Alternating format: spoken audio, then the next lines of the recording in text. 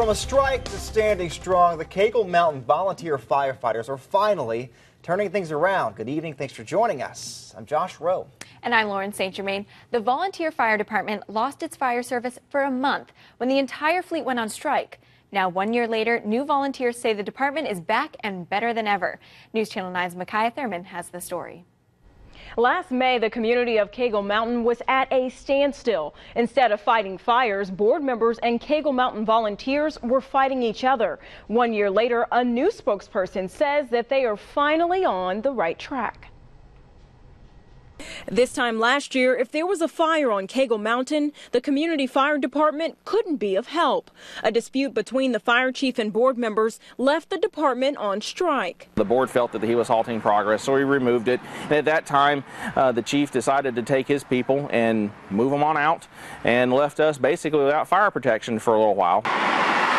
Neighboring cities stepped in for a month, but driving from a greater distance meant slowed response times. It was in turmoil and it was chaos. But now that chaos has turned into community collaboration.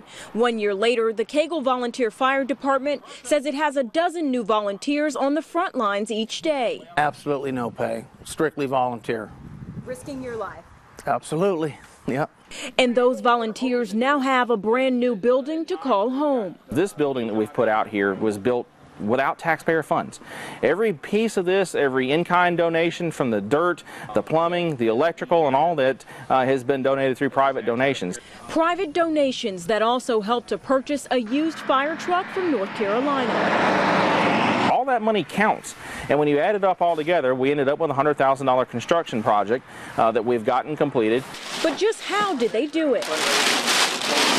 From collecting donations at local businesses to hosting a monthly breakfast, the volunteer firefighters say they only have their community to thank.